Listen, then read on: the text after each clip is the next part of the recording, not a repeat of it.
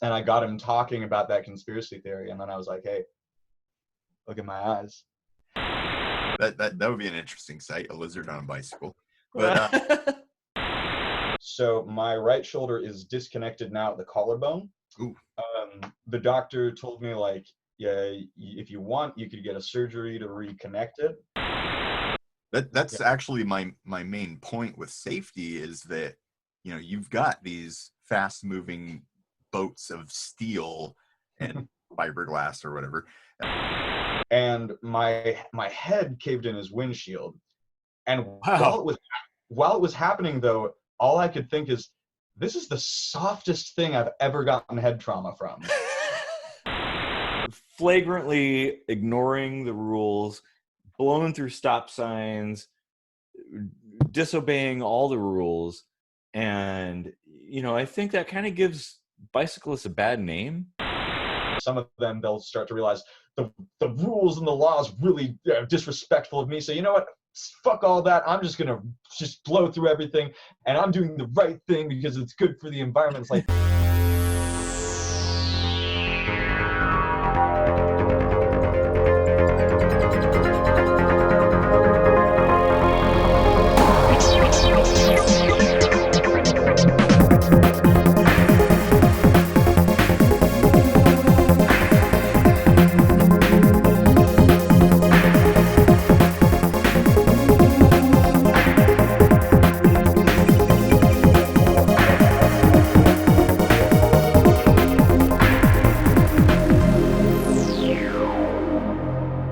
Okay, welcome to another kitchen sink microscopy. I'm Eric Rosenblatt, and we'd super duper love it if you'd like and share this video and subscribe to the channel, because that's what awesome people do. Yeah, and I'm Casey Rochefort. I too am an awesome person, just like you. I have subscribed to the channel. And we also write our own music. There's a new one at the end of every episode, so make sure you stick around, or if you don't want to hear us talk, you can always skip to the end and listen to the music. I don't know.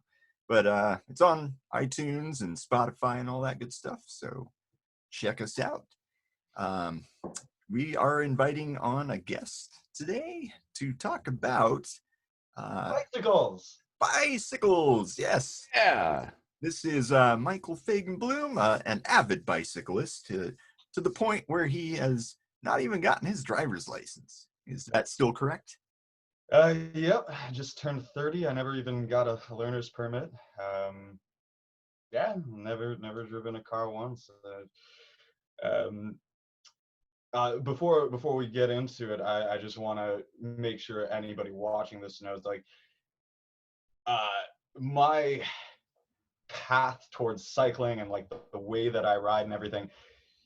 Most people who ride bikes are not, that they're not in a similar boat. So I just want to put that out there, that I'm not a normal cyclist in any way. So don't I don't know, just putting that out there. What do you consider a normal cyclist? Is that like somebody who wears spandex and needs to tell everyone that they ride a bicycle, or I mean, whether or not they tell people, it's just they wear the standard, like this button-up shirt. This is I just did about a little under 50 miles today, and this was what I was wearing. Actually, I'd say that 50 miles. Nice. 46.5 miles, I think, is what it came up to. I can go back on my Google thing and see what it was. But yeah, like when I'm riding, I think actually the best shirt to wear is just a normal button-up long sleeve shirt like this, because if you're riding really hard and you're really building up a lot of heat, even if it's cold, you don't really need a heavy coat when it gets cold. What you really need is just coverage so the wind isn't hitting your skin directly. And so with a shirt like this, you can just button it up, let the sleeves down completely, and then when it starts to get warm and you start to overheat, you can just completely undo all the buttons, and then you're basically shirtless, getting all that wind cooling you off. But also because personally, I wear a backpack whenever I ride, so if I was just really shirtless, my strap would be right on my pit, getting all that direct stuff. So it's nice to have a layer in between that. So I think just a button-up shirt is the best shirt to ride in overall. Nice. Yeah, that's pretty hardcore. So what about, like, sweating, I mean, obviously you must still get pretty sweaty. Like, does that ever pose any kind of aroma issues? Well, one thing that I've noticed with me is that the more that I exercise, the more that I'm getting sweaty in general, the less my sweat actually smells at any one given time. But first rule, if you're going to be using a bike really to get around everywhere, what you want to do is well, it depends. Like today I was just out for a ride and I did some shopping and I went home. So I was, social distancing. I'm not spending time on anybody, so I'm not worried about smelling good. But on a normal, people that have COVID-19 can't smell anyway, so there you go. And I wouldn't want that smell to be their last. I'm sorry, that went down the dark path. But yeah, on a normal day, if I was actually planning to spend time with people, I would pack an extra shirt, like any major article of clothing, I would pack an extra one. And then when I get wherever I'm going, I would usually, like, wherever I lock my bike up, I would usually just drape the shirt that I wore over it so that it was drying out there. And I don't think anybody's ever stolen a shirt that I had hanging out with my bike. not a sweaty one, probably not. No. Well, I mean, I do. Oh, that's a nice shirt. Ew, what the? So back in high school, the year that I started riding my bike to school every day, there was this little thing in the hallway. It kind of was like a fence in between the main hall and like this little nook. And when I got to school, I would take off my riding shirt and just hang it over there.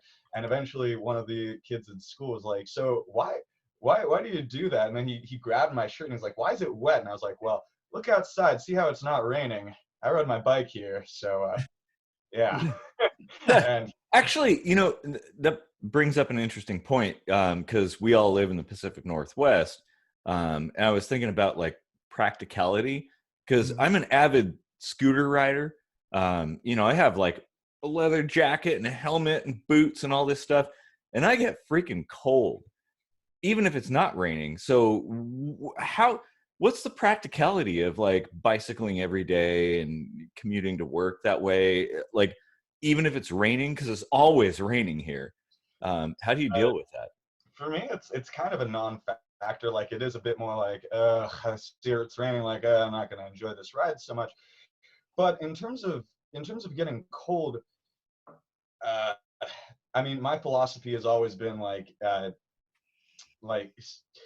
dress lighter than you think you need, because the thing is, if you dress too heavy and you don't have a backpack or anything to put the extra layers in, when you start to overheat, you're going to start riding slower naturally. And first of all, since you're overheating, you're going to sweat through all the layers, and it's just going to make everything you're wearing stanky. And so what I was is, especially if you're just going on a long ride and you're just going on a super long ride, you don't even really need to pack a coat. Just in that case, my philosophy is just push harder, get yourself hotter, and it'll make up for it.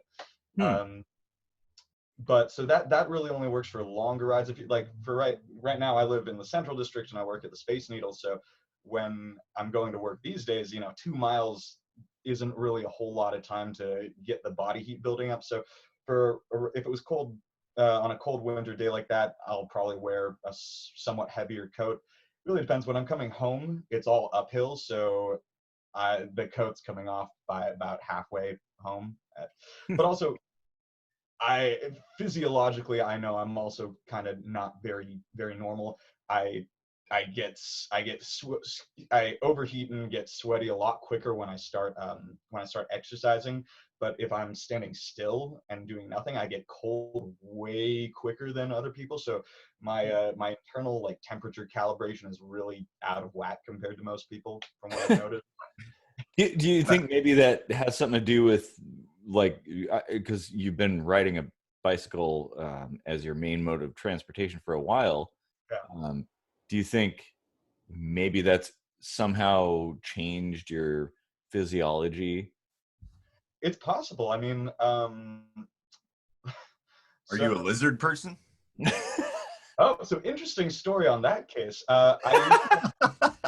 a friend of mine, he has one of my high school best friends. He had a friend years ago, a mutual friend kind of. Well, I knew this guy through my high school friend, and this guy was he was from Russia originally.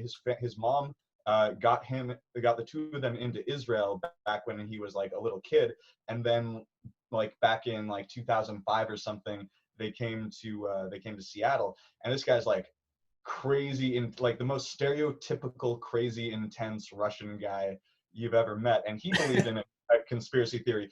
It was the lizard people Jewish conspiracy theory, but it was very, very specified. So it was so I don't know if you guys know about the 12 tribes of Israel. Back in biblical times, the Jewish people, well, back then I guess would have just been Hebrews or Israelites, but there was 12 tribes of Israel, and one of the tribes, the tribe of Dan, each tribe had its own sigil. Like if you've ever heard of the Lion of Judah, that's the lion is the symbol of the house of Judah. And then there was this they all had different symbols. One had like a ship because it was the tribe that had the coastal land. But the tribe of Dan, their symbol was a snake. And so this guy, his conspiracy theory was specifically that not all Jews are the lizard people that control the world. It's specifically green-eyed Jews, only Jews with green eyes. They are the descendants of the tribe of Dan, and they are the lizard people. Now, you might not be able to see it through the camera, but I have olive green eyes. It's actually kind of funny enough. It's basically the exact same shade as the IDF uniform. So anyway, so I found out that this guy believed in that conspiracy theory, and before that, he had always, you know, he's this really tough kind of disrespectful Russian guy, blah blah blah, and I was always kind of a non-factor to him. He wasn't like blatantly that disrespectful of me, but he didn't really respect me that much. And I remember when I found out about that, the next time I saw him, I was hanging out with him, and I got him talking about that conspiracy theory, and then I was like, hey, look at my eyes.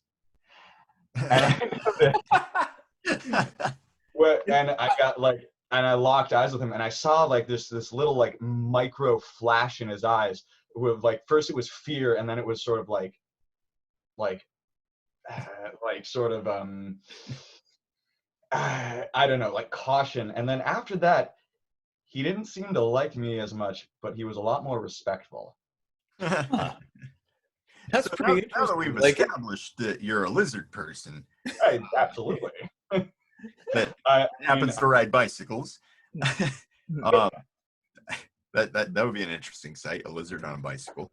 But why don't we get into some of the more controversial ideas about bicycling, because there's one in particular that I wanted to address, and that's safety. Now, like with bicycles riding amongst 2,000-pound steel cars and whatnot. Well, they're not all steel anymore, but yeah.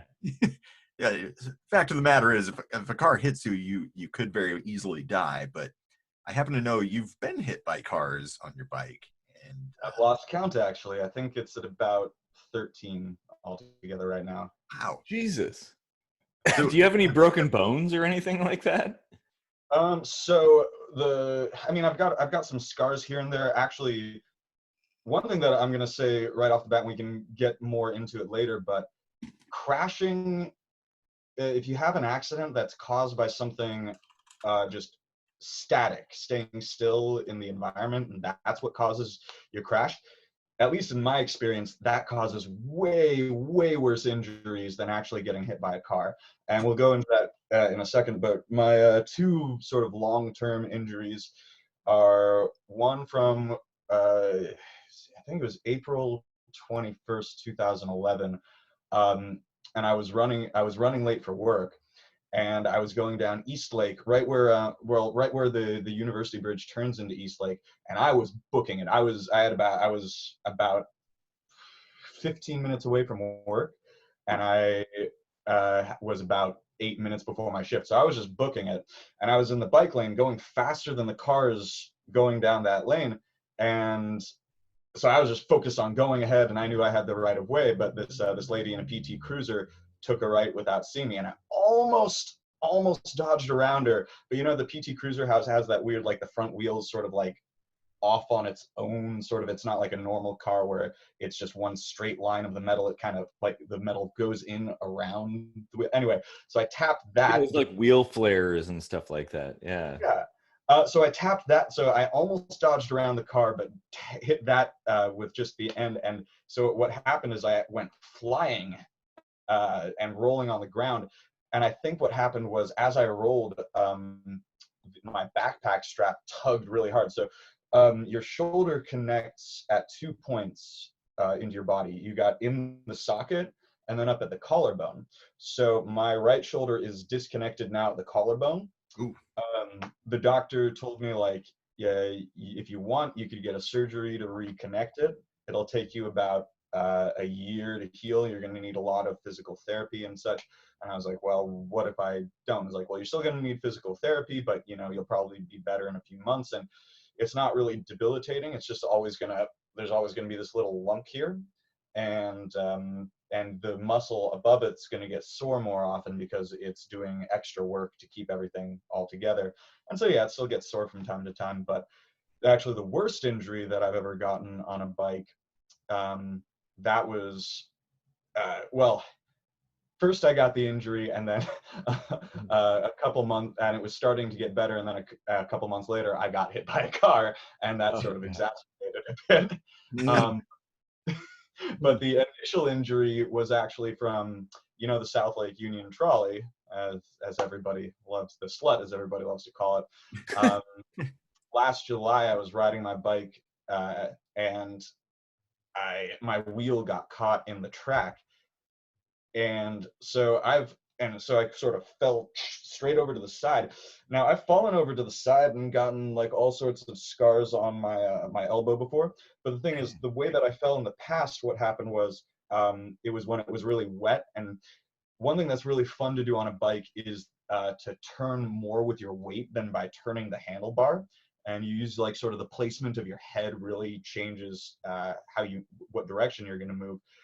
But when it's wet, that's not a great idea, because when it's wet, you really want to turn staying as upright as possible, because you don't want your bike to slip out. Anyway, so all the other times that I've fallen that way, my bike slipped out. And so most of my momentum was going forward. And so most of the injury was just scraping. And so from those times, I only really got bruised up. This time, because my wheel got caught in the tram track, all my forward momentum stopped. And because my wheel was in that track, it's kind of like, with an axe, how like, look at like my axe, whatever back there. When the point is in front of the handle, you get that much more leverage and it hits that much harder. And so I think with my wheel going below ground, it sort of put the leverage point below ground. And so when I fell over, you might be able to see this big scar. Oh yeah. Yeah. So that's what I landed on, and I jammed upwards, and I tore, I think it's called the supraspinatus, and it's the muscle ligament that goes along the top. And yeah, so that was last July, and right now I still can't do pull-ups or push-ups, which was a major part of my my workout. And I'm sure that the car that hit me that accident was beginning of July, and then it was the end of August that I was just getting good enough to ride again, and this lady rear-ended me. That is, oh my God, an astounding amount of accidents for anybody, let alone somebody who's on a bike versus a big piece of metal. Yeah. Well, so the thing is, I've tried to, because when I talk to other cyclists and tell them about how many times I've been hit and how many accidents I've had, a lot of times they get like, wow, that's so many. And then I talk to them about how often they ride, and it's like, well, they ride like 2 days a week. They ride when it's sunny out, and they've had a few accidents. So I think statistically, because it's very rare that I meet somebody else who actually rides like the way that I do, using it just like every day. One of the few times I did it was this girl from Chicago, and she had actually been hit by way more cars than I had. So it's hard to tell, because only like even in Seattle, which is known as like a big cycling city, only like 3% of the trips that anybody does are on bicycle. And of those people who are riding the bikes, maybe somewhere between 1 to 5% of them actually use it like the way that I do, riding day in and day out. So it can be hard to tell exactly statistically, where that stands. But yeah. But I mean, even if you compare it just to a person who commutes that often in a car, you would be hard pressed to find somebody who's been in 13 accidents by the time they're 30. Well, I think it has something to do with the scale of things. Like you're talking about somebody on a bicycle, they're fairly thin and narrow compared to like this huge SUV or something like that. Like, it's hard to notice a bicyclist. That's actually my main point with safety is that, you've got these fast moving boats of steel and fiberglass or whatever. But the visibility from a car is limited to macro things, things that you can notice easily with periphery. Yeah. And you cannot easily notice, I mean, just the bits of metal that separate the front window from the side window and the side from the back are enough to obscure a car from your vision if you're not careful. Yeah. Imagine a person on a bicycle. I mean, like I may not ever have driven a car, but I mean, I've been in cars plenty of times, and I've, especially in the last 5 years or so, really like looked around and be like, wow, visibility is a lot worse than this. But once again, I'm a lot less afraid of getting hit by a car than I am of pretty much any other way that I could crash. Like up until 2015, when I was 25, I didn't wear a helmet a lot of the time, and it was my first concussion that really changed it to the point where I was like, I need to wear a helmet every time. And my first concussion, this was after getting hit by a bunch of cars. Actually, the fastest head-on I think this was the only head-on collision I've had. It was the only substantial head-on collision I've ever had, was back in 2012. And I was going straight. The guy was taking a left, and so I hit him while he was taking the left, and I was going straight. And my head caved in his windshield. And wow. while it was happening, though, all I could think is, this is the softest thing I've ever gotten head trauma from. Like, because it was the roof of the car. It's this thin layer of metal. It bent with it. Like when it was less bad than when you walk into a door jam, because when you hit a door jam, it doesn't bend, it stops. And so it's just boom. Whereas when my head hit his roof, it was like, yeah, it's a bruise, but it didn't really hurt too bad. So my concussion, this was back in 2015, and what happened was, well, actually, to give context of what happened, I'm going to talk about a different time back in high school, that I was riding through the Arboretum after dark, and it was hard. Like the lights on your bike that you use, they make you visible to other people, but they don't help you see anything really. So riding through a place that's super dark at night, it's better to ride on a road that's not designed at all for cyclists and has a bunch of traffic and might be dangerous that way at night, but it has lights, than it is to ride on a road that has no traffic, but it's super dark, because you're not going to be able to see anything if you're riding a bike. Anyway, so I was riding in the Arboretum, and it was super dark, and I ended up going off the road onto it was wet. It was super wet, and so I ended up going over this really thick layer of wet grass, and I was going straight, and I was fine, but I was like, I need to turn, I need to correct this. And so I started to turn, and as soon as I just turned the slightest bit, I just went to the side, face first into the ground. So normally, if you're on like a like hard wet surface like concrete, and you turn wrong and it's wet and your bike slips out from under you, you kind of fall over to the side. But if you're on a thick layer of soft wet stuff and you turn wrong, you don't fall to the side. It throws you straight face first in the ground, almost like you took a step with your face. So yeah. So what happened there was that was a thick, soft, wet layer of wet grass. And so I went face first in the ground. and it wasn't that bad because it was, you know, thick, soft, wet grass. So this time in 2015, I was riding down the north side of Capitol Hill, and so I don't actually remember what happened because of the concussion. I remember that right after the accident, I actually did remember what happened, but then as I got up, I was trying to hold on to the memory, and it just sort of went away, and that was really weird. I've had that just from, you know, like getting old. Yeah. Actually, you know, talking about concussions and things like that, given the fact that a lot of states and different governments are kind of reevaluating helmet laws for motorcycles, what do you think about like the helmet requirements for bicyclists? Because when I was a kid, there was no helmet laws. Like you didn't have to wear a helmet.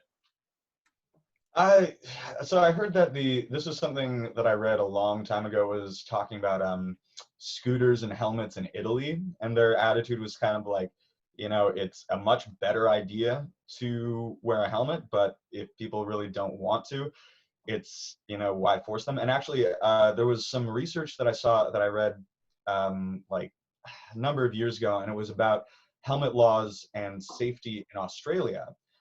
And what it showed was that helmet laws were actually counterproductive, because basically what the study found was there was a substantial, it was more pronounced with women, but women not wanting to mess up their hair wouldn't ride if they had to wear a helmet.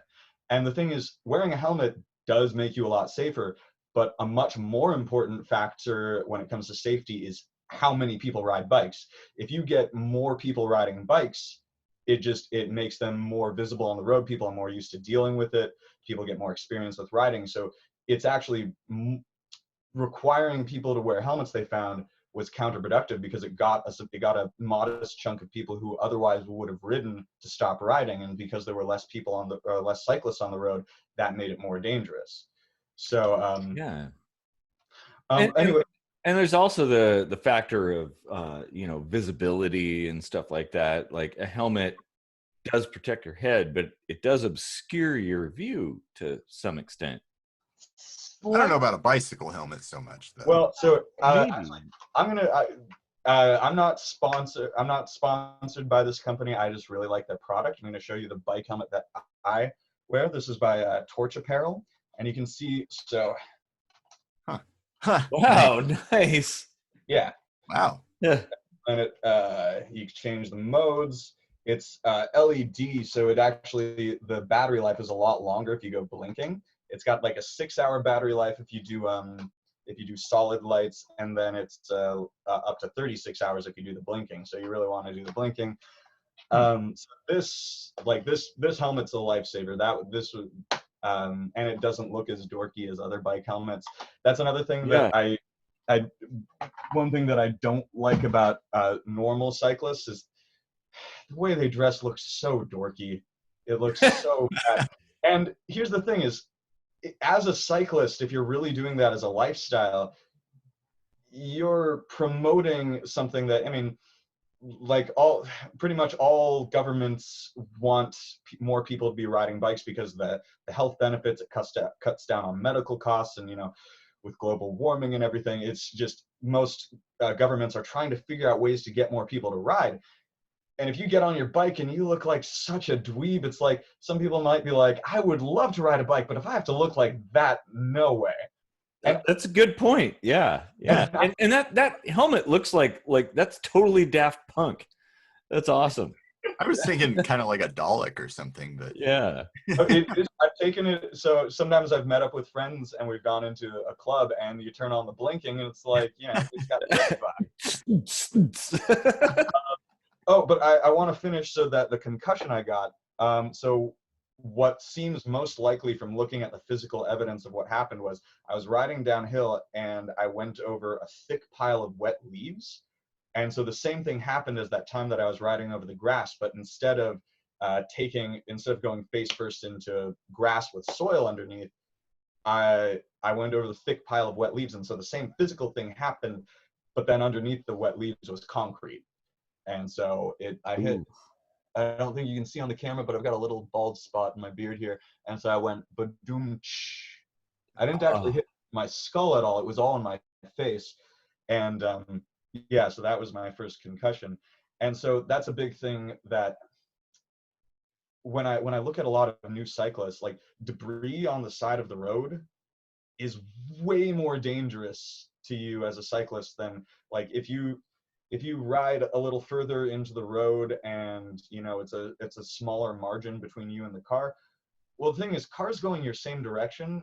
I know it's scary to imagine hit by one, but it's something because I've been I think the majority of the times I got hit was I was going alongside a car and either they turned into me or they turned in front of me. And those accidents, I mean, they were bad, of course. No crash is good, but they were less bad than a lot of the other crashes I've had because the car's going with the same direction as you. It's carrying your momentum with it. So it's not like it's kind of pushing you along. And then if you hit a car head on, as long as it's not like a big blocky SUV, they're super rounded. So when you hit into it, you first smash into the car, which is soft, thin layers of metal, and that breaks your momentum, and then you roll over it. And it sucks, but it's not too bad. Whereas say you're riding down, let's say you're going like 20 miles per hour down a hill, and you hit like a pole or an opening car door, like the door zone is death. You don't ride in the door zone. That's a big thing that every new cyclist needs to learn, because anything that stops your momentum, anything still, it stops your momentum, and it stops instantly. It's like 20 miles per hour to zero like that. Whereas smashing into a moving car, even if it's head on, you hit into it first, and that breaks your momentum before you hit anything concrete, anything harder.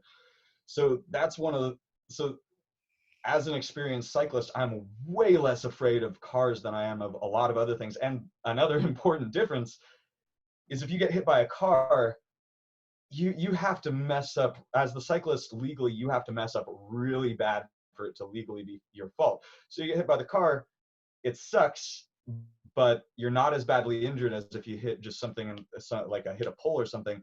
And then you get a settlement afterwards that helps cover your costs. Whereas is if you hit a pole or you have an injury like me in the wet leaves, first of all, you get hurt worse. It's because the difference is getting hit by a car is sort of smash and roll, whereas hitting something that's static on the ground is more like grab and tear. And getting torn muscles is a lot worse than getting super badly bruised muscles or even broken bones. So the big difference is if you crash without a car, you get hurt worse, and you're on the hook for all the costs afterwards. So from a rational perspective, anybody riding, it's like, if you have to choose between hitting that pole or getting hit by that car, go with the car. The odds are more in your favor. Yeah, exactly, because people have insurance and stuff like that. Yeah. So why not though try to avoid all of that by trying to maybe stick to side streets and using a sidewalk in a potentially precarious situation or something? So how I ride really is going to depend on all sorts of circumstances. Like if I'm on flat ground on an average ride, I'll be going somewhere between 15 to 20 miles per hour. Going uphill, it's going to be like, depending on how steep the hill is, it's going to be more like somewhere 4 to 12 miles per hour. And if I'm riding downhill, I've seen sometimes with those things that tell you how fast you're going, I'm going like 40 miles per hour. So how you ride is going to be very, very, very different depending on how fast you're going. If I'm going up a hill at 5 miles per hour, I'm going to be as far over to the side. If I'm happy to ride on a sidewalk in that case. If I am in the road and there's a parked car, I'm not really worried about getting doored, because it's stopping my momentum at 5 miles per hour isn't going to be so bad. Right. But if I'm bombing downhill at 40 miles per hour and I hit a car door, I'm dead. That's just the end of it right there. So if I'm riding downhill at 40 miles per hour, I'm riding in the middle of the street. And so one time back when I was 20 and I was living at this house up in the U District, I was riding down 20th Avenue up to 54th Street, which was where I lived. And I was riding downhill, probably going somewhere between 20 to 25 miles per hour. And I was completely avoiding the door zone. I was pretty far out into the street. And this kid, it looked like he was somewhere between 16 to 23 or something. He was in a truck with a friend behind me, and he honked at me because I'm too far out on the road. But I'm like, dude, I can't ride any further over. If a door opens up, that'll kill me way worse than if you hit me.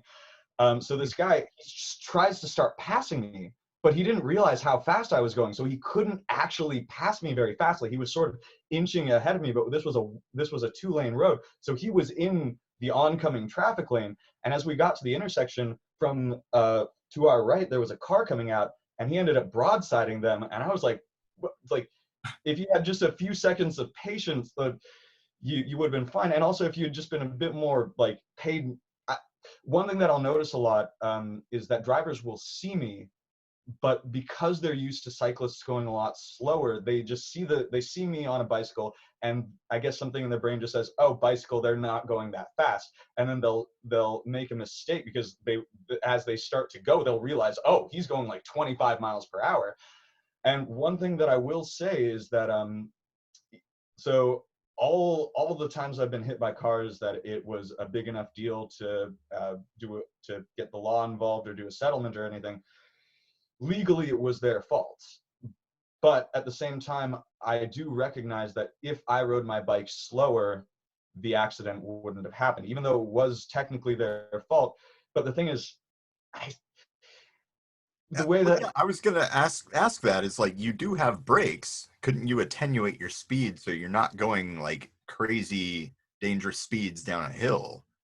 Like, put on the rear brake or whatever and just kind of slow your roll. And well, so here's so another thing is, if you are going really fast and it comes to braking or dodging, you really want to go with dodging, because since unlike a car, you only have the 2 points of contact on the road. If you brake really fast, it's very likely that your bike will slide out from under you. Or this has never happened to me, I think, because of how my bikes have been designed and because of how my body weight is. But I've heard lots of stories of people braking too hard on the front brake and flipping over the handlebar. Yeah, I've actually seen that in person. I suck at riding bikes, and I've hardly ridden at all. But even I know, like, don't rely on that front brake, and certainly don't use it first. Yeah. Especially going downhill. Right. Absolutely. And it depends how the bike distributes your weight. Like, one thing is, if you're gonna get a bike and you really want to use it practically for like something that you can go on just do rides with, but also something that you can use for transportation and that you can use for longer rides, you want to go with a hybrid bicycle with like the mountain bike style handlebars and then more of a road bike frame and wheels. Because I have friends who ride bikes and they swear by, they love the drop down handlebars, like the racing type handlebars that, like, drop downs are. Yeah. I do not. I've tried riding one of those like once or twice. I don't like it, because what it does is the drop down, it sacrifices some control for more speed. Now in Seattle, where you've got these steep hills, if you're going to be going dangerously fast if you actually use all the speed that you can get. So why would you sacrifice any control for extra speed? With the flat handlebars, you can control down to basically the millimeter the things that you're going for. When it comes to riding fast, I mean, like, I accept the risk fully. There's several reasons why I do it. Well, really mainly 2 reasons. First of all, I'm an adrenaline junkie. I need that rush on a daily basis. If I go too long without it, I start getting pretty damn depressed. And so there's the fun aspect, and then the other aspect is, like, I use this for transportation. I'm running late, and I have ADHD, so I'm always running late. And the riding as fast as I do, I could get so I lived at 104th and Roosevelt back in the day, and I would ride to work at the Space Needle. Riding as fast as I do, just going down Roosevelt and then Eastlake, to get to work on time, I had to leave 40 minutes before my shift. If I rode slower, that could have easily been like an hour and a half or something. So it's just like, I don't know. It's a lot of my philosophy around bicycles is like, if you've seen some of my, Casey knows, he's seen some of my Facebook posts that I've written when I was in very hot-headed mode. So, like, that doesn't really accurately describe like my real philosophy about it. My real philosophy is sort of like, this is the right choice for my health and for the environment. It's something that really we should have more people doing. And I feel sympathy for drivers and how hard it is to see in your car. But at the same time, if I was carrying around, if somehow somebody developed like a cannon or a gun or some sort of like weapon that was also transportation, we would expect that anybody using it had as much awareness about using it as like an Olympic athlete when they're using their body. And the thing is, like, on a bicycle, when you're riding fast, in order to do it at all safely while you're riding that fast, you have to be aware of things down to the centimeter. You have to be aware if a pebble, there's a rock in the road and it gets to be like yay big or so, and you ride over that, that could cause you to crash. And like, say you want to check your phone. To check your phone, you have to be riding with one hand. So I sort of like, I do understand where drivers are coming from, and I understand how hard it is, but at the same time, I also feel like this is the level of awareness and attention that I have to put in at all times, and I don't have an option. I kind of feel like that drivers should be at least that aware, or being put at least that much effort of just being like in the moment and on the road. And I know that's really hard. And another thing that's hard about that is that we're physiologically designed to be trying to save energy at every given opportunity. So when you're relaxed and sitting down in a chair in the car, your whole physiology is designed to be less attentive at that point, because nothing's forcing you to be attentive. When you're on a bike and you're so exposed and everything, and you're going fast, and you need to be like, you automatically are super aware. So I understand that that's not completely fair, but I do also feel kind of justified. That's a good point. I've never really thought about it from the standpoint of how much self-awareness you have in driving a car versus riding a bike. And an earlier point you made also with side streets being less lit, your visibility as a bicyclist at night, at least, is diminished. And that's something I'd never thought of before. Like my philosophy mainly for many years has been that, bicyclists should probably strive to avoid cars as much as possible, because it for the average rider, it does take longer to get where you're going anyway. So if you're in a hurry and you're biking, you shouldn't have been biking in the first place. Like if you need to get somewhere quickly all the time, a car definitely makes that easier. But at least in a world where cars are the norm. Yeah. Right. And I want to get to a point about that shortly, but like I know your stance is more that, bicyclists are, have every right to the road or whatever. And I've usually taken the stance where they should mainly try to commingle with pedestrians more than, that depends, because like if you're a new cyclist and your top speed is like 8 miles per hour, that's very different. You really should be right. No, that's a good point too. That's a really good point. Yeah. Yeah, and the way you mentioned, like, depending on where you're riding, what the conditions are, changes entirely how you ride and where you ride and stuff. And I want to make a note about side streets. This is something specifically in Seattle. That's a little harder, yeah. Well, the thing is, in Seattle, because of our really weird geography, a lot of times if you go on the side streets, it'll wind and take you in all the wrong directions. A lot of times when you're riding through Seattle, the only way to actually get where you're going is on a main street. And then the other thing is that Seattle has really bad road conditions, like so many roads that are just full of potholes and bumps and everything. And those are a lot harder to deal with on a bicycle. And they're way more like, I live on 23rd Avenue, and I would love to take the side streets. The side streets are way prettier. It's way more pleasant to ride on them. But the roads are in such bad conditions. If I rode on those every day instead of on 23rd Avenue, I would probably at the end of the year have a couple $100 extra of maintenance for my bike, just because those bumps are way more jarring. They do much more damage to the bicycle. The windiness is definitely an issue. Like, fun fact, when Seattle was being designed, the civil engineers brought their lunch in and spilled spaghetti on the map, and they were like, you know what? That works. Let's go with that. Well, actually, so this is a fact that I, being sort of a tour guide-ish type job, a fun fact that I always love to point out at work is that Seattle's geography, so, we're surrounded by water on two sides. And also the hills were formed by the Vashon Glacier as it retreated to the north at the end of the last ice age. So if you look at pretty much all the hills in the area, they're sort of like long, narrow veins that all go north-south.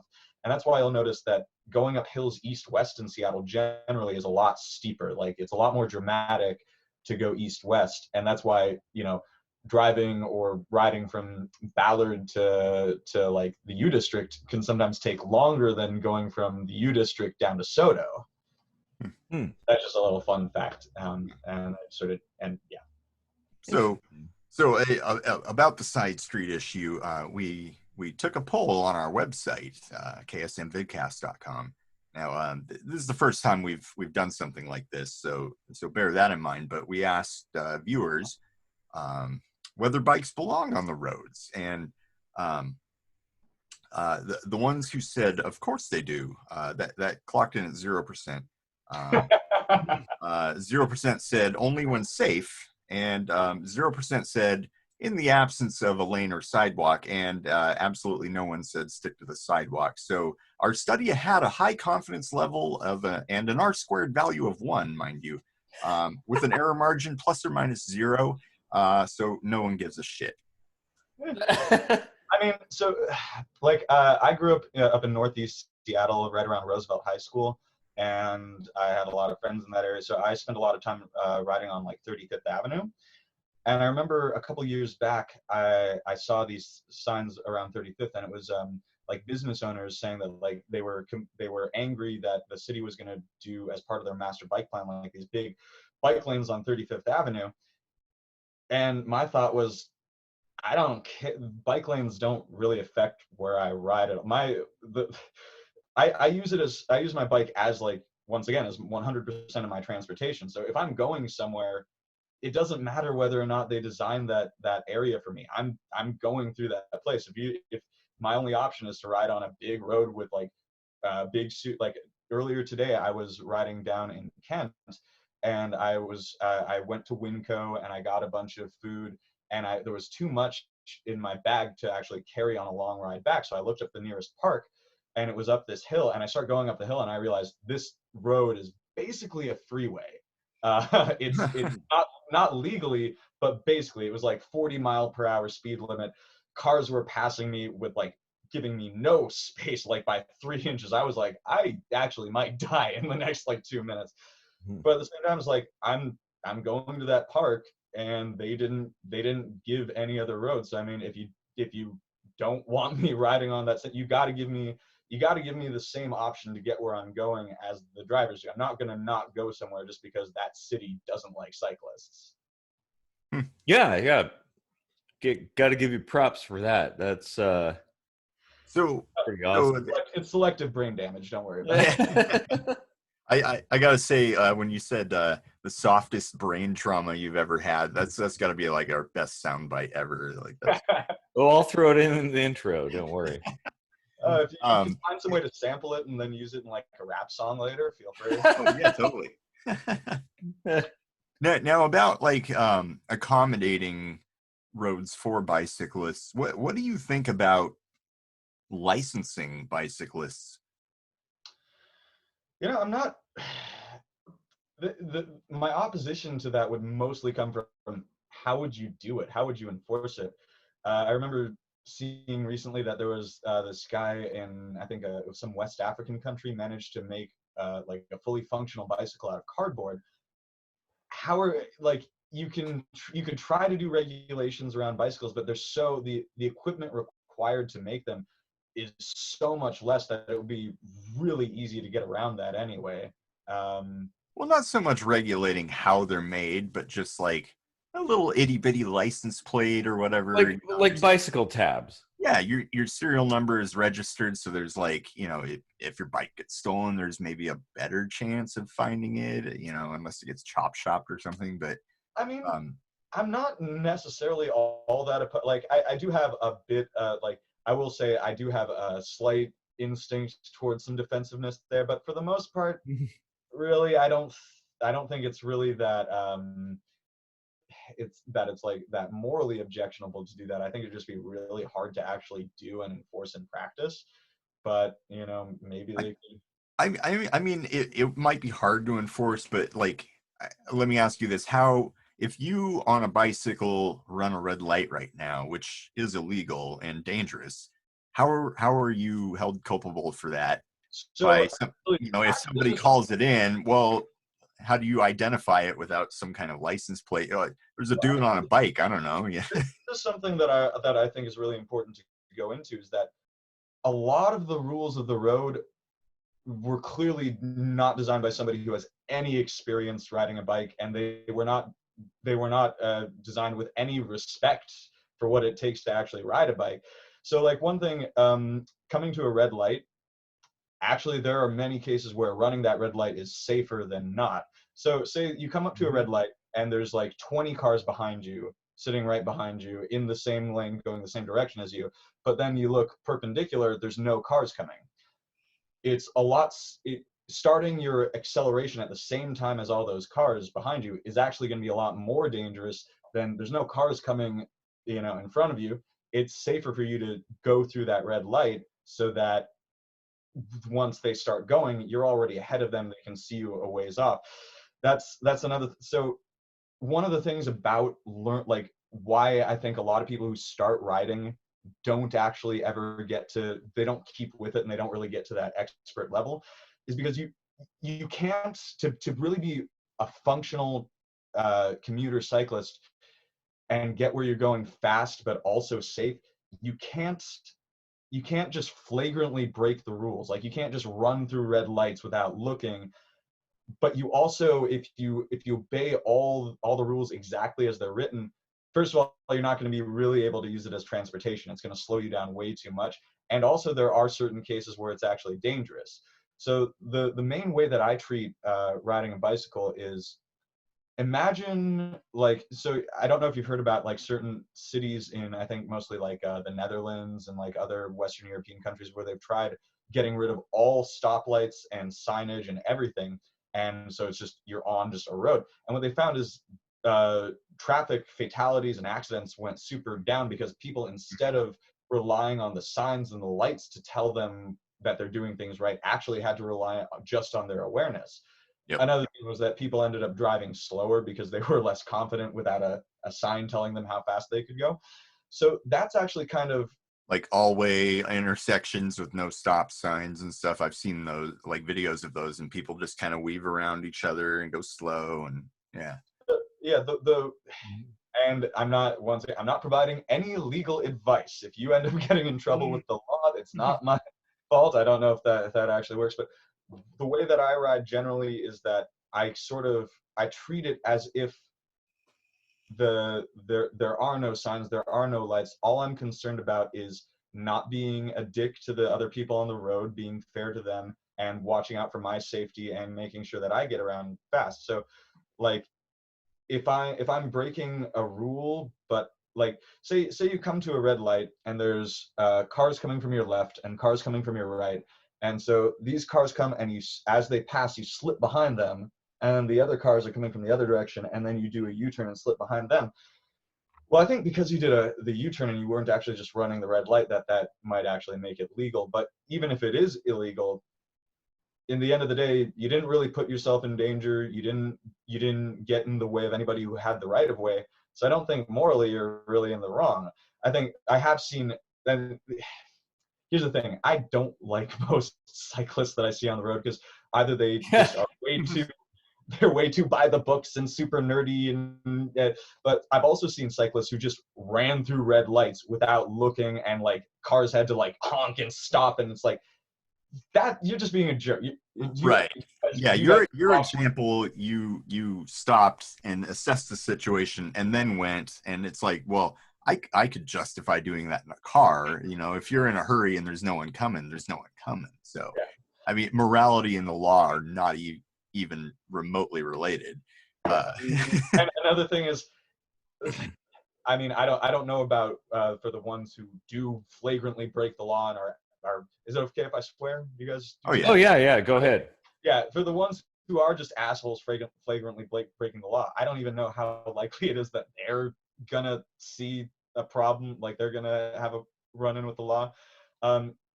If you are really paying attention to, I mean, also when saying this, I should also point out I'm a white guy, so you know I might not deal with the same problems of the law as somebody who's visibly not a white dude. But you are a Jewish lizard person. So. That's true, but I mean, you have to get pretty close to kind of see the Jewiness in my face. Like, it's definitely there, but it's it's a little harder to spot. The rules of the road thing, like that is kind of a thing that I think people take exception to. You know, because I see bicyclists, maybe not as professional as yourself, just flagrantly ignoring the rules, blowing through stop signs, disobeying all the rules. And, you know, I think that kind of gives bicyclists a bad name. Most bicyclists are pretty bad, I'll say. Yeah, and that's unfortunate, because I think it's a good mode of transportation, honestly. Yeah, and so I'm not really sure how to fix or address that. I mean, one thing that I sort of have in my mind, maybe I'll get around to it at some point. I want to do a YouTube channel where I both show off the more impressive things, visually like cool looking things that I do, like some of the traffic weaving, like I've been riding and I'm like, that was looked really cool and was really impressive. Nobody that I know saw it. So I kind of want to do a channel, first of all, showing that off, because I am kind of vain, but also like giving lessons on how to actually ride, because that's one of the big things about being a cyclist is pretty much every cyclist figures it out on their own. They're just sort of figuring it out as they go along, and then some of them they'll start to realize the rules and the laws really are disrespectful of me. So you know what? Fuck all that. I'm just gonna just blow through everything, and I'm doing the right thing because it's good for the environment. It's like, hold on, man. You still like. Yes, even though cars, you know, do like suburban sprawl sucks, and you know, it's bad. You don't have the right to just flagrantly be an asshole to everybody on the road. And it doesn't really help your cause if you're a dick. Yeah, you know, like I think that's pretty valid, actually. So I wanted to ask, like, what got you into bicycling, like as a main means of transportation? Actually, before for the last couple of days, I was thinking like, oh, I should tell my bicycle origin story. So to start off with this, first we actually have to talk about my mom. So my mom grew up in LA. She moved, she grew up in LA back in the 50s and 60s and 70s. She moved to Seattle 1980, 1981. And so she was way more of a, I guess if you can call me in any way a pioneer, she was way more of that. She was riding a bike all around Los Angeles in the 1970s before anybody really rode bikes. Wow. Yeah. back in 2017, I went down to LA and stayed with my uncle, and I bought a bike for pretty cheap off Craigslist and rode around LA. It was doable. It was really challenging. I would not recommend it to somebody without like 5 years of daily riding experience, because like in Seattle, like I'm riding and a lot of times, I'll start to get a little tired and not put as much force on my handlebar and start to drift a little bit. And, a car will go past me, but they'll be going like, 30, 40 miles per hour. In LA, it was like 70 miles per hour. And I was like, oh, oh God. Yeah. So I wouldn't recommend an experienced cyclist riding in LA, but it's a lot easier nowadays than it would have been back in the 70s. Anyway, so as a little kid, up until I think age 4 or 5, my mom would go on these long rides on the Burt Gilman Trail, and she would carry me and my brother in one of those little trailers that's covered over top. So we'd go on those rides in the trailer. I actually didn't learn how to ride a bicycle till I was older than most of the other kids. It was when I was 10. And I remember being really embarrassed that I still had to ride with training wheels, and other kids occasionally made fun of me for the fact that I didn't know really how to ride a bike. And then in the summer before 5th grade, I was out in our driveway, and I was on my bike. I got my bike and I kept trying to ride it, and I kept falling over. I couldn't figure it out. My mom saw me doing that, and so she put my bike in the back of the car. She drove it over to Eckstein Middle School, a big parking lot there. And so I got on the bike, and she was holding the bike up, and she just ran alongside me. And the thing is, once you start moving, the momentum keeps you up. And I just didn't know the feeling of actually getting the momentum moving. So like as soon as she let go and I was riding up, I just learned immediately. But even after that, I didn't really ride a bike that much. The change really came in the summer between junior and senior year in high school. I was kind of, summer vacation, lots of free time. I just got in the habit of, I grew up growing up in Northeast Seattle by Roosevelt High School. It's not too far to get to the Burt Gilman Trail. So I just started riding my bike down to the Burt Gilman Trail and doing that. And I was like, oh, this is a healthy thing. I don't get enough exercise. I started doing like a few like 5 or 10 mile rides a week. And then by the next week, I was doing like 15 to 20 mile rides. Then by the end of the summer, I was doing like 3 50-mile rides a week. And wow. then once the school year started up, I was like, you know what, I want to keep getting in better shape. I was kind of chubby in most of high school, so I started just riding my bike to school every day through senior year. And not only was it keeping me in shape, but also it was most of the time actually faster than the bus. That's another thing. It's a steep learning, especially Seattle is a great place to be an experienced cyclist. It's kind of a tough place to be a new one just because of the hills and the bad design. But once and the weather. weather, that's You make the same argument for driving a stick shift, though. But yeah, once you can ride your bike pretty fast and you know what you're doing, Seattle, like from where I am in the Central District, I can be pretty much anywhere in the city in like half an hour. There's plenty of times where if I'm going somewhere and my friends are driving a car, especially for shorter distances, I'll beat them. And then sometimes that depends on the traffic. If traffic's bad, like, yeah. So after that, so throughout from September through like January or December, sometime around like the end of the year, I was taking the bus to work every day. It's a whole story, but anyway, I was taking the bus. It sometimes took almost twice as long to get to work taking the bus as opposed to taking the bike, just because you can go through traffic. And that's another thing that a lot of times I've talked to people who get really, they're like, I just wish bicycles wouldn't like weave through traffic. And it's like, that's one of the main advantages. That's one of the main reasons in the city to ride a bike, is that you don't get held up by traffic. And so expecting cyclists to not do that, it's like, okay, you're exposed, you have all these other disadvantages, and you don't get to use your biggest major advantage. It's like, that's the reason to ride. Well, There are some dumb ones though. Like I've been at this curve in Seattle, and there was just a traffic jam, and I was like, oh, I'm just gonna get in this other lane, and this bicycle just came zooming around from like a place I could not have seen them at all, and had I like pulled out just a second sooner, would have totally creamed the guy, you know. And it was just there like that, you know. Yeah, and that's one of those places where I sort of feel a bit of cognitive dissonance.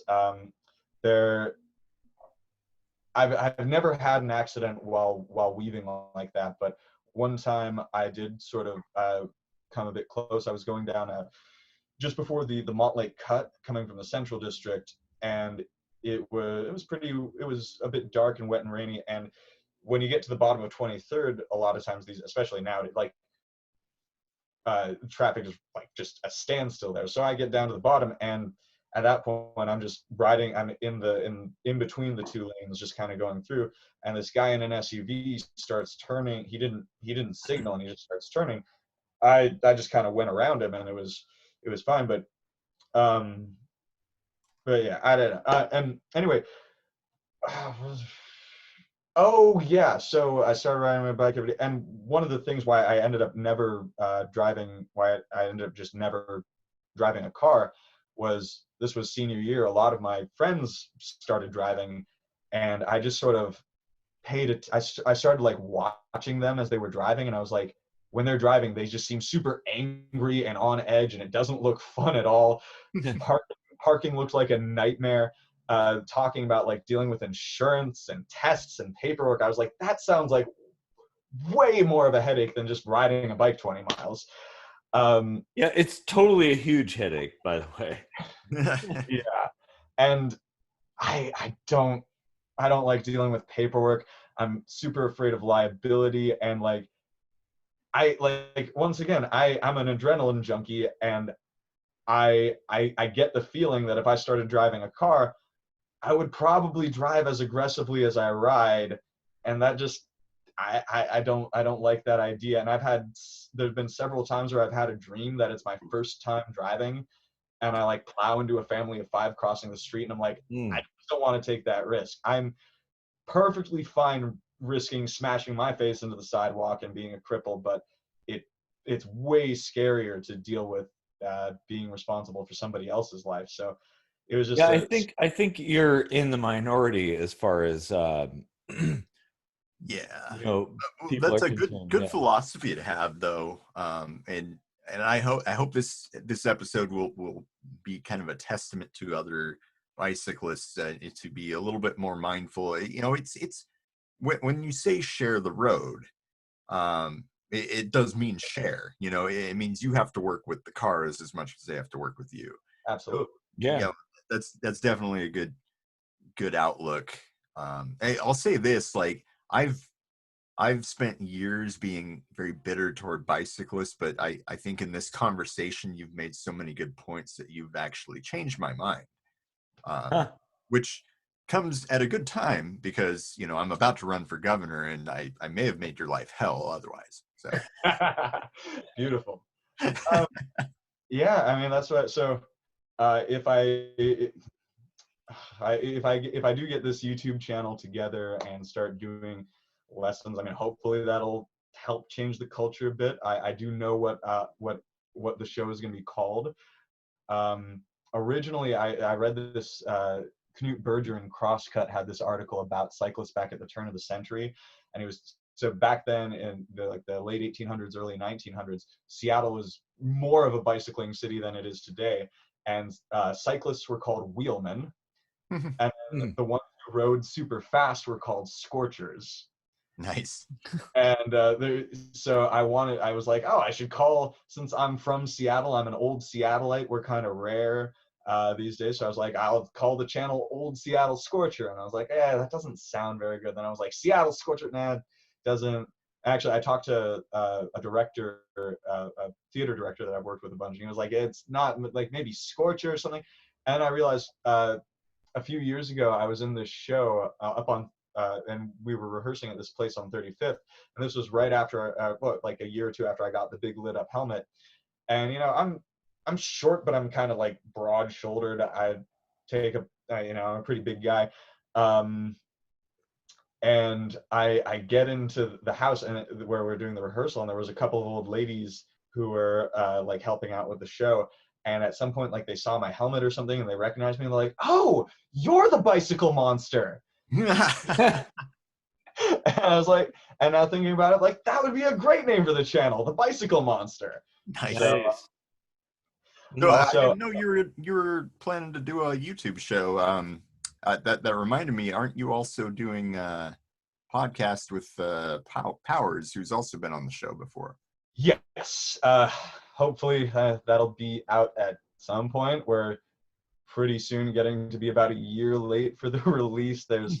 Yeah, I was gonna say we had Powers on about a year ago, and he said it was coming out in 2 weeks or something. So, so talking about specified brain damage, Powers and I both have major executive dysfunction. So, scheduling and doing it'll be out eventually.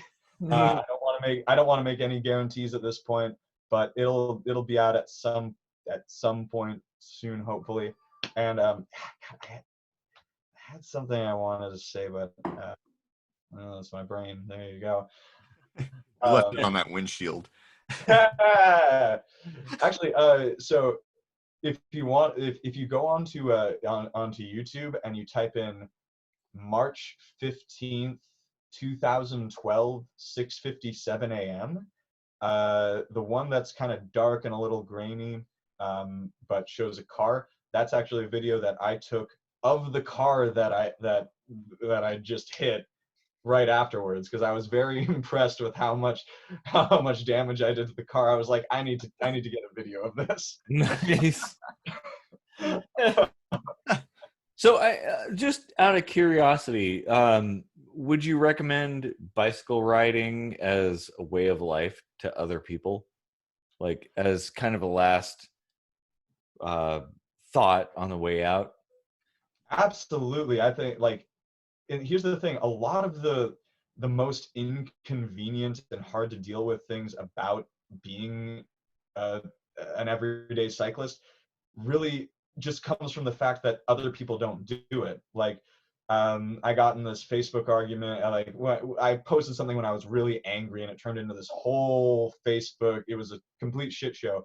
And one of my friends pointed out that, hey, back in the day, I drove you around all sorts of places. And what I wanted to say was, like, you only drove me, like, the only reason we were driving those places, I wanted to ride bikes to those places. I could have done that, but it's just really awkward to always be meeting somebody when like 5 people are going in a car and you're on a bike. Like, first of all, more people bicycling makes bicycling safer, just because there's more representation of us on the road. People understand it better. Mm-hmm. Another thing is, like, all the, like, when there's all sorts of things you need to deal with in terms of parking and how the roads are designed, the more people that ride, the more that the infrastructure gets designed around bicycles. And then, yeah, if like, I've always been the only one of my friends who actually rides a bike, and that's led to certain complications where it's just sort of awkward, and I'm the odd man out in a lot of ways. And those wouldn't be issues if all my other friends rode bikes. And I've had friends who, developed health problems and, just started, like, really, in terms of health and physical shape, went way downhill. And I look about the same as I did in high school, just balder. Yeah, me too. Exactly. I'm sure to some extent that's genetics, but also it's just like, it's anytime you buy some new product or something, it doesn't just magically make your life super better. Like, if you buy a video game, you need to learn how to play that video game. It's a whole process. That's something you got to get into, but it's worth it because you have fun. With a bicycle, once you get into it, assuming you live in a place where you really can ride to get everyone, I think the general rule is that if your work and most of the things you're doing are around 10 miles is probably is a good limit in general. But I mean, once you get more experience up to like 15 miles, it's fine to get around every day by bike with dealing with that distance. But yeah, once you really get into it, it's like, you got your transportation covered.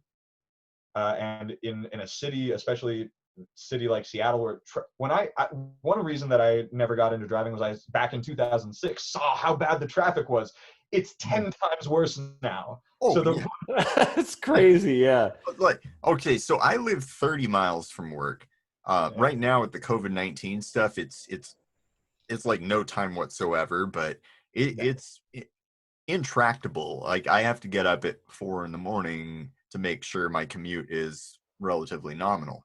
But when it comes to the feasibility of riding a bike to work, I think the biggest problem is all the compartmentalization. In this day and age, as we're seeing now, there's so much more you can actually just do from home. And there's really no practical reason for most businesses to be centrally located somewhere. Like, a lot of the places in downtown Seattle don't have storefronts. So there's no like retail commercial reason for them to be where they are. If we just spread out, and like, not only would that drive housing costs down, it would lower traffic, it would make it safer to bike, and it would make it more possible to bike. Here's the thing. I'm kind of an environmentalist a bit. I think that's mostly just developed as a subconscious way to justify bicycling. I'd say the thing that, in terms of like a broader social issue, a thing that I think is more important, well, not absolutely more important, but in terms of what I'm more concerned about, I hate suburban sprawl. I think it leads to, like, there's a reason somebody's like, I'm going to go on vacation and I want to visit this city because it's so beautiful. Notice how they pretty much never mention an American city. And why is that? America has a beautiful landscape, and back in the day, had great architecture. The reason why everybody wants to go on vacation in Milan and Paris and London is because those places are dense and walkable. I mean, with COVID right now, I'm sure that makes things worse. But in terms of general everyday life, it makes it so much more livable, and just, it's a better, like, I think the suburban sprawl, I think, is one of the reasons why America has such a problem with loneliness, is because if you have to get in a car every time you want to go out and see people, it just makes it so that it's a lot less likely that you're going to go out and see people. And I think that's one of the big reasons why America has such an epidemic of loneliness. I think denser housing is better. Like, so when I lived in Israel for 6 months, and I loved the way that just everything was set up there, because in America, at least on the West Coast here, you just kind of, everything starts getting less and less dense the further away you get from the city center, and then all of a sudden you just cross the street and you're in a different city. Let me I have a map of Israel that I want to show. That actually reminds me, we have a religion series. It would be interesting to talk to you about Judaism, because I totally forgot you were like really well versed in that and lived in Israel. That would be awesome. Yeah. I mean, in terms of the religion, I couldn't really tell you that much. I can tell you a lot about like Jewish history, but I'm pretty secular myself, and I'm not very educated in all that. But here's something I want to show you. This map. I don't know if that's very visible. No, That's pretty visible. Yeah. Can you see the little like gray blotches, or like sort of bluish gray blotches? Yeah. Those are the cities.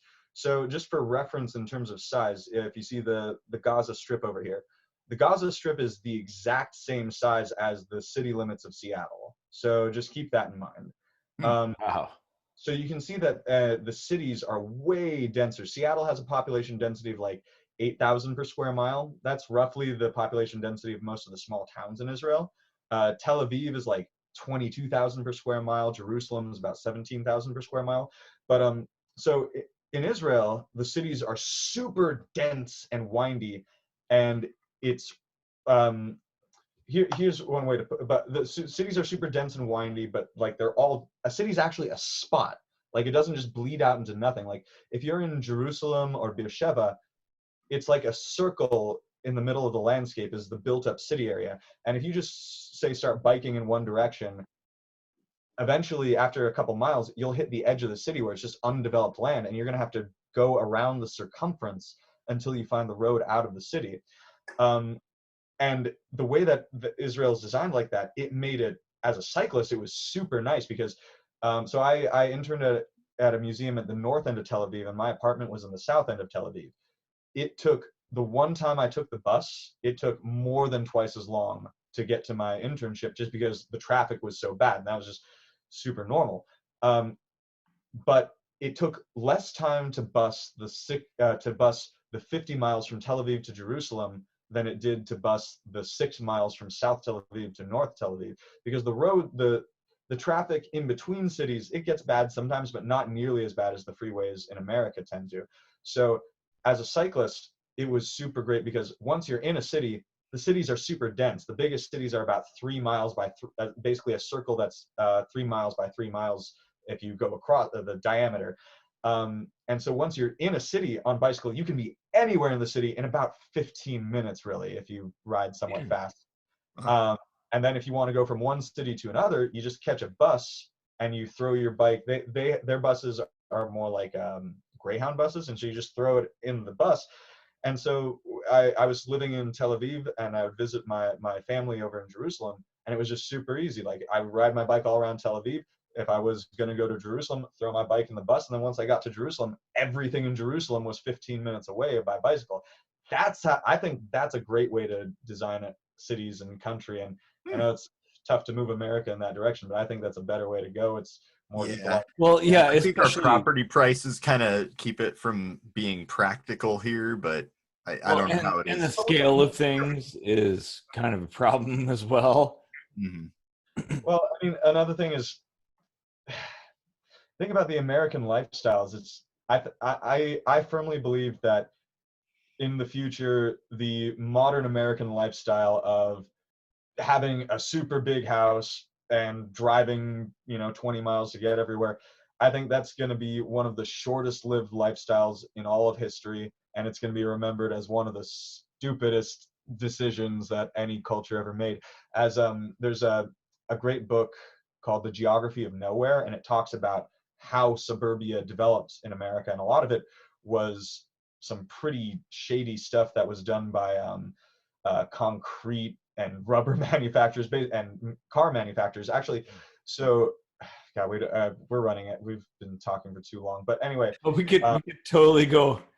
We could go on about this forever, but I just, the author of that book, he has a great talk on a TED Talk from 2004.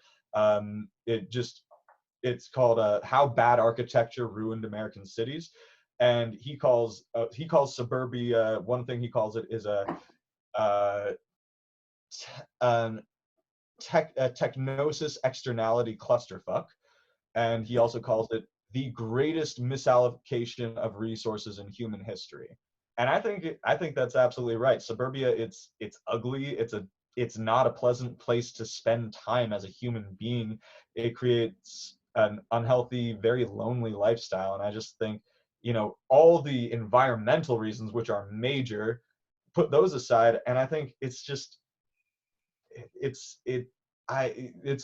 why, if you had to, cost of living and, quality, like making income and all that aside, would you rather live in Copenhagen or in Atlanta? One is objectively, by all metrics, a much better place to live. And part of that is that it's denser and much more of, it's a place. That's the thing, is that American cities aren't places. If one end of a place is you can't see because of the curvature of the earth, you don't get to call that a place. You don't get to call it a place, because it's not a place. It's just concrete diarrhea that goes on in hundreds of miles in all directions. Milan, Jerusalem's a place. It's one spot.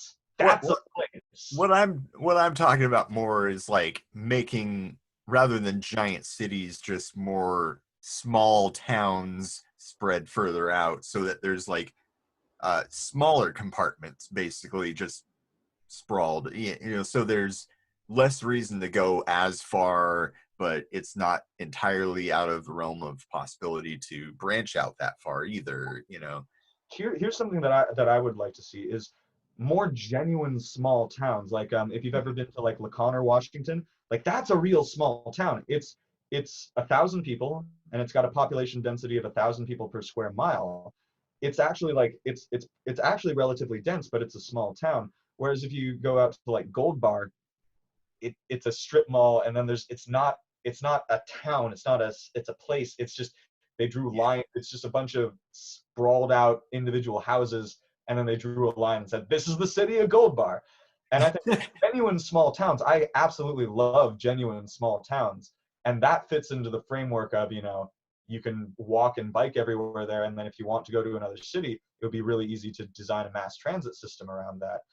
One thing that I want to end on, for anybody who's seen some of my angrier rants and thought that I'm just completely crazy and I just hate cars, I don't hate cars. I don't hate motorized transportation. I think it's it's a good technological thing to have. What I'd say, the perfect world that I would envision would be motorized transportation was used for mass transit, for ambulances and emergency first responders, and for transporting food and basically essential services. It would be used for essential services, and then for everybody else it would be, okay, ride a bike, walk, use a scooter, and use the transit system that is much better because it's not competing with this massive everybody driving. That's another thing is, so back in the early 20th century, the trolley car was a great thing a great form of transit, and it got killed because once cars became super popular, they clogged up the traffic, and then the trolley just wasn't useful anymore. I really recommend read The Geography of Nowhere, because it talks about how the automobile industry really manipulated American politics. Actually, the whole thing, jaywalking, jay used to be a slur for poor people and hillbillies, and it was in the early 20th century, people were against cars. They were like, these things are dangerous. If you want to use them, you need to be, it was all on the drivers. And then the auto industry started putting out basically propaganda, trying to convince people that it was the fault of pedestrians if there was an accident. So the whole car culture that we have is something that we were manipulated into by shady business practices. And I don't think it's something yeah, totally. I I think there's the theory of the dangerous car, the idea that instead of an airbag you should have a spike that just impales you if you get in an accident, because as a driver you should be careful, and as a bicyclist, as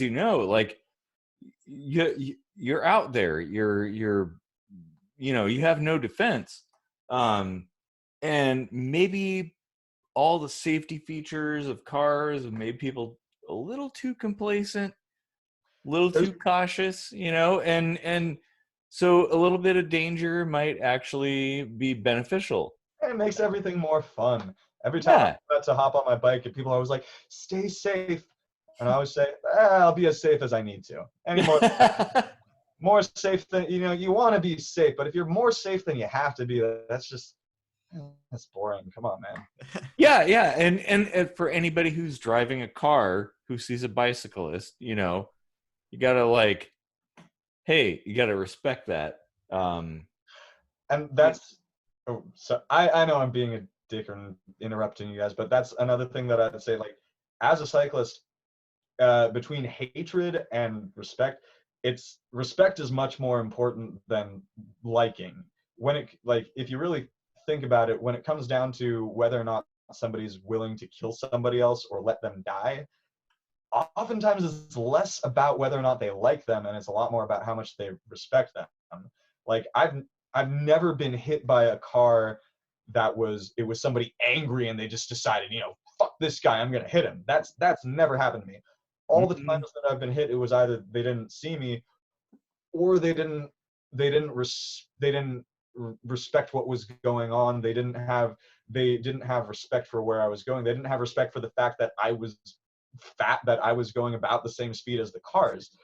And so, yeah, respect is more important, but I mean, it's hard to generate respect for cyclists in general when most of them are either pathetic or assholes. I mean, yeah, it really sucks that there's a lot of dicks riding bicycles out there, making a bad name for people who, like yourself, are sometimes also a dick. Good people. Well, I just really quick, we probably should wrap up, but yeah. I used to have a bumper sticker that said, put bicycles back on the sidewalk. And my neighbor knocked on my door one morning. He was like, hey, I found some bicyclists letting the air out of your tires. I scared them off for you, but I don't think you liked your bumper sticker. Do we have to go into the video game that you made that then I remember seeing that, yeah. And it wasn't meant as like wasn't if I when it was posted, if I did write something that was especially in like the last couple months, I've gotten better about controlling my angry face. So yeah, it's I mean, I can't speak for other people. I'm sure there are some people who would get offended by that. I think it's fine. It was funny, you know. Yeah, that's okay. It was a fun game. Yeah, fuck them if they can't take a joke. I mean, it's cyclists. You know, it's like lawyers. It's 90% of them that make the rest look bad. Mm-hmm. You're totally right. Yeah. Mm-hmm. And I'm sure there's some people who might get offended by that statement. And I don't know. There's only one time every year that I actually meet a bunch of cyclists who I actually kind of have a respect for, and that's the Dead Baby Downhill, because that's like the real like kind of gutter punk like Seattle cyclists who really like do it every day. These are like the bike couriers, and some of them are for them when they stray, they definitely go more towards the asshole fearless side, but generally they tend to be pretty good overall, and they don't look like a bunch of dweebs. That's always a plus. Yeah. I mean, if everybody's like share the road, you know, there should be like some kind of mutual respect between like car drivers and bicyclists and stuff like that. And if there isn't, mutual respect or Thunderdome. 2 men enter, 1 man leaves. Yeah. And then you get whoever wins gets the other person's vehicle. Mm-hmm. Let's bike away. Imagine the cyclist wins and it's like, oh crap, now I need to tow this SUV. Well, we could go on. There's other things coming to mind that we could talk about, but my ADD, it would take forever to actually get it out of my face hole. Yeah, I think it's a good point to kind of like conclude on. Yeah. So let me know when you get your YouTube channel set up. We'll stick it in our deep sea loyal deep sink divers column, and people can go check out your channel. And we'll probably have you on for something else because this has been a very entertaining talk. Yeah, it was a lot of fun. 25 years of theater, it makes the boring shit more entertaining.